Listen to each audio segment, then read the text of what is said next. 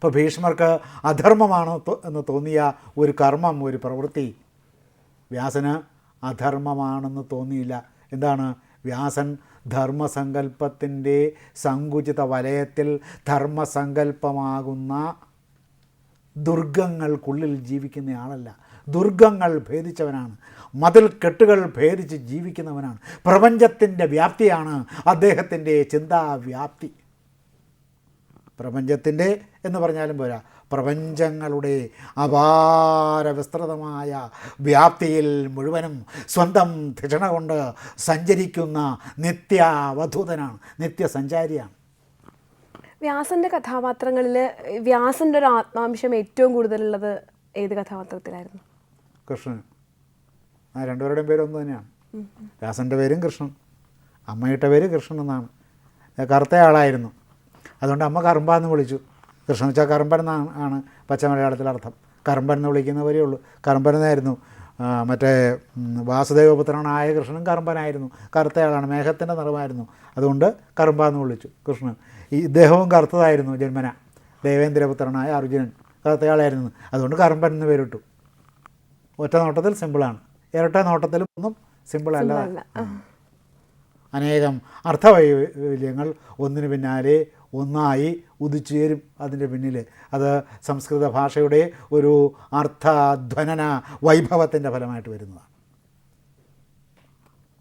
അപ്പോൾ വ്യാസൻ്റെ ആത്മാംശം ഏറ്റവും കൂടുതൽ പ്രതിഫലിച്ച് കാണുന്നത് കൃഷ്ണനിലാണ്. വ്യാസൻ്റെ അറിവിൻ്റെ വ്യാപ്തിയാണ് കൃഷ്ണൻ്റെ വിശ്വരൂപ ദർശനത്തിൻ്റെ വ്യാപ്തി. ഈ വിശ്വരൂപ ദർശനം വ്യാസൻ്റെ തന്നെയാണ്. പ്രപഞ്ചത്തിലേക്ക് മുഴുവനും ലയിച്ച ഒരു വ്യക്തിക്ക് വിശ്വരൂപ ദർശനം രചിക്കാൻ സാധിക്കും.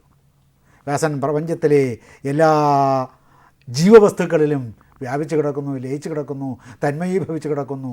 അതാണ് വ്യാസൻ്റെ വ്യസനം, അതാണ് വ്യാസവ്യസനം. ഈ ലയമാണ്. ലയം നിസ്സാരമായ ഒരു സംഗതിയല്ല. ഭാരതീയ ആധ്യാത്മിക ശാസ്ത്രത്തിലെ ഏറ്റവും അർത്ഥപൂർണമായ സംജ്ഞയാണ് ലയം. ഈ ലയം പ്രാപിച്ച ആൾക്ക് ഇത് മുഴുവനും തൻ്റെ രൂപമാണെന്ന് വിചാരിക്കാനൊക്കും. പ്രപഞ്ചത്തിലെ ഓരോ വസ്തുവും തൻ്റെ രൂപമാണ്, തൻ്റെ രൂപത്തെ പ്രതിനിധാനം ചെയ്യുകയാണ്, താൻ തന്നെ ആ വസ്തുവിൽ ലയിച്ചിരിക്കുകയാണ്. ഇതെല്ലാം എൻ്റെ അവയവങ്ങളാണ്. പ്രപഞ്ചത്തിലെ എല്ലാ വസ്തുക്കളും, പ്രപഞ്ചത്തിലെ എല്ലാ ഗോളങ്ങളും, പ്രപഞ്ചത്തിൻ്റെ അപാരമായ വിഹായസുകളും. അനേകം ആകാശങ്ങളുണ്ട്.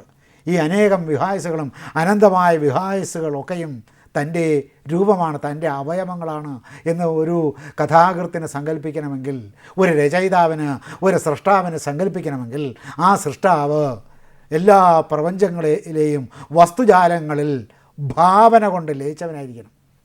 എല്ലായിടത്തും എത്താൻ പറ്റില്ലല്ലോ. അപ്പോൾ ഭാവന കൊണ്ട് സർവ പ്രപഞ്ച വസ്തുക്കളിലും നിർലീനനായ ഒരു വ്യക്തിക്ക് മാത്രമേ, അത്തരം ഒരു നിർലീന ചേതനന് മാത്രമേ ഈ വിശ്വരൂപ ദർശനം സങ്കല്പിക്കാൻ ഒക്കൂ. അല്ലെങ്കിൽ വിശ്വരൂപ ദർശനം വെറുതെ ഭ്രാന്തൻ്റെ ജൽപ്പനമായി പോകും. അതുകൊണ്ടാണ് അവർക്കാർക്കും അത് മനസ്സിലാവാഞ്ഞത്. ഇപ്പോൾ A.B. കീത്തിനാണെങ്കിലും ഇതെന്താണ് വിശ്വരൂപ ദർശനം, എന്താണ് ഇതിൻ്റെ അർത്ഥം, എങ്ങനെയാണിത് സ്വീകാര്യമാവുക, ഇത് കേവലമായ അതിശയോക്തിയാണ് എന്നൊക്കെ അദ്ദേഹത്തിന് പറയേണ്ടി വന്നത് ഇത് സാധിക്കാത്തതുകൊണ്ടാണ്. പ്രപഞ്ചത്തിലെ ഓരോ അണുവുമായി ലയിച്ചു കിടക്കുന്ന വലിയ ഒരു ആരും കൂടിയായിരുന്നു വ്യാസൻ. ലോകത്തിലെ ഏറ്റവും വലിയ ശാസ്ത്രജ്ഞനും കൂടിയായിരുന്നു. അന്നത്തെ ലോകത്തിൽ എന്തെല്ലാം തരത്തിലുള്ള ശാസ്ത്രയുക്തികൾ, ശാസ്ത്ര സിദ്ധാന്തങ്ങൾ മനുഷ്യർക്ക് ലോകത്തിൽ സുവിജ്ഞാതമായിട്ടുണ്ടോ ആ ശാസ്ത്രയുക്തികളെല്ലാം അദ്ദേഹത്തിന് സിദ്ധമായിരുന്നു. പ്രപഞ്ചത്തെ ഒരു സാഹിത്യകാരൻ, ഒരു സാധാരണ സാഹിത്യകാരൻ നോക്കിക്കാണുന്നത് പോലെയല്ല നോക്കിക്കാണുന്നത്. ഇപ്പോൾ ഒരു സാഹിത്യകാരന് ഇപ്പോൾ ഇംഗ്ലണ്ടിലായിക്കോട്ടെ, അമേരിക്കയിലായിക്കോട്ടെ, ഭാരതത്തിലായിക്കോട്ടെ, മറ്റെവിടെയെങ്കിലും ലാറ്റിൻ അമേരിക്കയിലായിക്കോട്ടെ, ഒരു സാഹിത്യകാരന് അണുസിദ്ധാന്തത്തിൻ്റെ അടിസ്ഥാനത്തിലും കണസിദ്ധാന്തത്തിൻ്റെ അടിസ്ഥാനത്തിലും മനുഷ്യജീവിതത്തെയും പ്രപഞ്ചത്തെയും നോക്കിക്കാണാൻ സാധിക്കൂ? ഇല്ല, അറിഞ്ഞുകൂടാ. ഈ അത്യുന്നതമായിട്ടുള്ള ഒരു ആത്മീയവും ബൗദ്ധികവുമായ നിലവാരമുള്ള സമൂഹത്തിനും വ്യക്തിക്കും മാത്രമേ മഹാഭാരതം ഉൾക്കൊള്ളാനാവൂ എന്നാണ് മാഷ് പറഞ്ഞു വരുന്നത്. അല്ല, നിങ്ങൾ മഹാഭാരതം ആവർത്തിച്ച് വായിച്ചുകൊണ്ടിരുന്നാൽ മഹാഭാരതം നിങ്ങളെ കൂട്ടിക്കൊണ്ടുപോയി മഹാഭാരതത്തിൻ്റെ ഉള്ളറകളെല്ലാം തുറന്ന് മുഴുവൻ രഹസ്യങ്ങളും കാണിച്ചു തരും. മഹാഭാരതത്തിൻ്റെ നിങ്ങൾ വായിക്കില്ല. ആരുടെ കുറ്റം? വെറുതെ സംസ്കൃത ഭാഷയിലെ സാമാന്യ പരിജ്ഞാനം മതി, അല്ലെങ്കിൽ മലയാള ഭാഷയിലെ സാമാന്യ പരിജ്ഞാനം മതി.